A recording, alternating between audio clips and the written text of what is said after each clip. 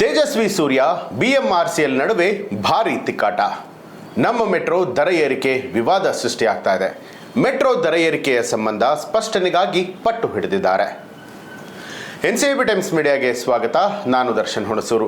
ನಮ್ಮ ಮೆಟ್ರೋ ದರ ಏರಿಕೆಯ ವಿವಾದ ಇನ್ನೂ ಕೂಡ ತಂಪಾಗಿಲ್ಲ. ಸಂಸದರಾದ ತೇಜಸ್ವಿ ಸೂರ್ಯ ಮತ್ತು Bengaluru metro rail corporation limited ವಿರುದ್ಧವಾಗಿ ಘರ್ಷಣೆ ಇದೀಗ ಮುಂದುವರೆದಿರುವಂಥದ್ದು. ತೇಜಸ್ವಿ ಸೂರ್ಯ ಬಿಎಂಆರ್ಸಿಎಲ್ ವಿರುದ್ಧ ತೀವ್ರ ಟೀಕೆಗಳನ್ನು ಮುಂದುವರೆಸಿದ್ದಾರೆ.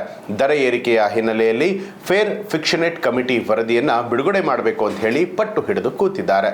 ಮೆಟ್ರೋ ದರ ಏರಿಕೆ ಸಂಬಂಧ ಸ್ಪಷ್ಟನೆಗಾಗಿ ಪಟ್ಟು ಬಿಡದ ಸಂಸದ ತೇಜಸ್ವಿ ಸೂರ್ಯ ಅವರು ಇಂದು ಅಂದರೆ ಮಂಗಳವಾರ ನವೆಂಬರ್ 4ನೇ ತಾರೀಕು ಶಾಂತಿನಗರದ ಬಿಎಂಆರ್ಸಿಎಲ್ ಕಚೇರಿಗೆ ಭೇಟಿಯನ್ನ ಕೊಡ್ತಾ ಇರುವಂಥದ್ದು. ಸಾರ್ವಜನಿಕರೊಂದಿಗೆ ಕಚೇರಿಗೆ ತೆರಳಿದ್ದಾರೆ. ಮಧ್ಯಾಹ್ನ 1:45ಕ್ಕೆ ಬಿಎಂಆರ್ಸಿಎಲ್ ಮ್ಯಾನೇಜಿಂಗ್ ಡೈರೆಕ್ಟರ್ ಅವರನ್ನ ಭೇಟಿ ಕೂಡ ಆಗಿರುವಂಥದ್ದು. ಜೊತೆಗೆ ದರ ಏರಿಕೆಗೆ ಸ್ಪಷ್ಟೀಕರಣವನ್ನ ಕೇಳಿದ್ದಾರೆ. ದರ ಏರಿಕೆ ಜಾರಿಯಾಗ್ತಾ ಇದ್ದಂತಹ ದಿನದಿಂದಲೂ ಕೂಡ ಸೂರ್ಯ ಅವರು ಬಿಎಂಆರ್ಸಿಎಲ್ಗೆ ಸ್ಪಷ್ಟೀಕರಣ ಕೇಳಿ ಪಟ್ಟನ್ನ ಹಿಡಿದು ಕೂತಿದ್ರು. ಇದು ರಾಜಕೀಯ ಮತ್ತು ಸಾರ್ವಜನಿಕ ಸಾರಿಗೆ ವಲಯದಲ್ಲಿ ಸಾಕಷ್ಟು ಚರ್ಚೆಗೂ ಕೂಡ ಗುರಿಯಾಗಿತ್ತು.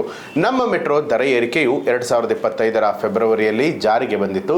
2017ರಿಂದ ದರ ಏರಿಕೆ ಆಗದೆ ಇದ್ರೂ ಕೂಡ ಇದಕ್ಕಿದ್ದ ಹಾಗೆ 50%ನಿಂದ 105% ವರೆಗೆ ಏರಿಕೆ ಆಯಿತು.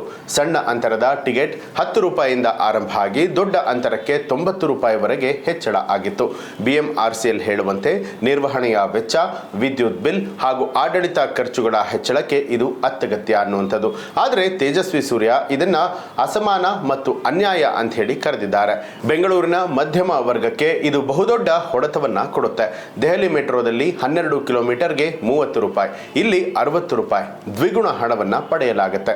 ದೇಶದ ಇತರ ಮೆಟ್ರೋಗಳಲ್ಲಿ 60ಕ್ಕಿಂತ ಹೆಚ್ಚಿಲ್ಲ ಅಂತ ಹೇಳಿ ಅವರು ಲೋಕಸಭೆಯಲ್ಲಿ ಧ್ವನಿಯನ್ನ ಎತ್ತಿದ್ರು. ಫೆಬ್ರವರಿ 11ರಂದು 0 ಅವರ್ನಲ್ಲಿ ಈ ವಿಚಾರವನ್ನ ಚರ್ಚಿಸಿ ಕೇಂದ್ರ ಸಚಿವರನ್ನ ಭೇಟಿ ಮಾಡಿ ಆಕ್ಷೇಪವನ್ನ ದಾಖಲು ಮಾಡಿದ್ರು. ತೇಜಸ್ವಿ ಸೂರ್ಯ ಟೀಕೆ ಬಿಎಂಆರ್ಸಿಎಲ್ನ ಗಣನೆಗಳ ಮೇಲೆ ಕೇಂದ್ರೀಕೃತವಾಗಿದೆ. ಅಕ್ಟೋಬರ್ನಲ್ಲಿ ಅವರು ಬಿಎಂಆರ್ಸಿಎಲ್ಗೆ ಪತ್ರವನ್ನ ಬರೆದು ನಿರ್ವಹಣೆ ಮತ್ತು ಆಡಳಿತದ ಖರ್ಚು 366% ಹೆಚ್ಚಾಗಿದೆ ಅಂತ ಹೇಳಿದ್ದೀರಾ, ಆದರೆ ನಿಜವಾಗಿ ಆಗಿರುವಂಥದ್ದು 118.5% ಮಾತ್ರ ಅಂತ ಹೇಳಿದ್ರು. ತಪ್ಪು ಆಧಾರ ವರ್ಷವನ್ನ ಬಳಸಿದ್ದೀರಾ, ಇದರಿಂದಾಗಿ 100 ಕೋಟಿ ಹೆಚ್ಚು ವಸೂಲಿಯಾಗಿದೆ ಅಂತ ಹೇಳಿ ಆರೋಪ ಕೂಡ ಮಾಡಿದ್ರು. ಎಫ್ಎಫ್ಸಿ ವರದಿಯನ್ನ ಬಿಡುಗಡೆ ಮಾಡದೇ ಇರುವಂಥದ್ದು ಗೌಪ್ಯತೆ ಅಂತ ಹೇಳಿ ಟೀಕೆಯನ್ನ ಮಾಡಿ ಕರ್ನಾಟಕ ಹೈಕೋರ್ಟ್ನಲ್ಲಿ ಅರ್ಜಿ ಕೂಡ ಸಲ್ಲಿಸಿದ್ರು. ಹೈಕೋರ್ಟ್ ಜುಲೈನಲ್ಲಿ ನೋಟಿಸ್ ಅನ್ನ ಹೊರತಂದಿತ್ತು. ಜೂನ್ನಲ್ಲಿ ಸೂರ್ಯ ಅವರು ಬಿಎಂಆರ್ಸಿಎಲ್ ಜಾಗತಿಕ ಉತ್ತಮ ಅಭ್ಯಾಸಗಳನ್ನು ಅನುಸರಿಸದೆ ಪ್ರಯಾಣಿಕರಿಗೆ ಹೊರೆಯನ್ನ ಕೊಡ್ತಾ ಇದೆ ಅಂತ ಹೇಳಿದ್ರು. ಇನ್ನು ಸಾರ್ವಜನಿಕರ ಪ್ರತಿಕ್ರಿಯೆ ಈ ಬಗ್ಗೆ ಸಾಕಷ್ಟು ತೀವ್ರವಾಗಿದೆ. ದಿನಗೂಲಿ ಕಾರ್ಮಿಕರು ಹಾಗೆ ವಿದ್ಯಾರ್ಥಿಗಳಿಗೆ ಇದು ದೊಡ್ಡ ತೊಂದರೆ ಆಗ್ತಾ ಇದೆ.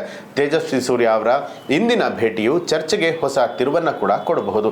ಪ್ರಯಾಣಿಕರ ಹಿತಕ್ಕಾಗಿ ದರವನ್ನ ಪರಿಶೀಲನೆ ಮಾಡಿ ಜಾಹೀರಾತು ಮತ್ತು ವಾಣಿಜ್ಯ ಸ್ಥಳಗಳಿಂದ ಇತರ ಆದಾಯಗಳನ್ನು ಹೆಚ್ಚಳ ಮಾಡಿ ಅನ್ನುವಂತಹ ಸಲಹೆಯನ್ನ ಕೊಟ್ಟಿದ್ದಾರೆ. ಒಟ್ಟಾರೆಯಾಗಿ ಈ ಒಂದು ತಿಕ್ಕಾಟವು ಬೆಂಗಳೂರಿನ ಸಾರ್ವಜನಿಕ ಸಾರಿಗೆಯ ಭವಿಷ್ಯಕ್ಕೆ ಸಂಬಂಧಪಟ್ಟಿರುವಂಥದ್ದು. ಬಿಎಂಆರ್ಸಿಎಲ್ ವರದಿಯನ್ನ ಬಿಡುಗಡೆ ಮಾಡಿ ಪಾರದರ್ಶಕತೆ ತರೋದಕ್ಕೆ ಸೂರ್ಯ ಅವರು ಪಟ್ಟು ಹಿಡಿದು ಕೂತಿದ್ದಾರೆ. ಇನ್ನೇ ಒಂದು ವಿಚಾರಕ್ಕೆ ಸಂಬಂಧಪಟ್ಟ ಹಾಗೆ ನಿಮ್ಮ ಅನಿಸಿಕೆ ಅಭಿಪ್ರಾಯಗಳನ್ನ ಕಮೆಂಟ್ ಮಾಡಿ ತಿಳಿಸಿ. ಹಾಗೆ ನೀವಿನ್ನೂ ಕೂಡ ನಮ್ಮ ಚಾನೆಲ್ ಅನ್ನ ಸಬ್ಸ್ಕ್ರೈಬ್ ಮಾಡಿಲ್ಲ ಅನ್ನುವಂಥದ್ದಾದ್ರೆ ಈಗಲೇ ಸಬ್ಸ್ಕ್ರೈಬ್ ಮಾಡಿ ಬೆಲ್ ಐಕಾನ್ ಒತ್ತಿ.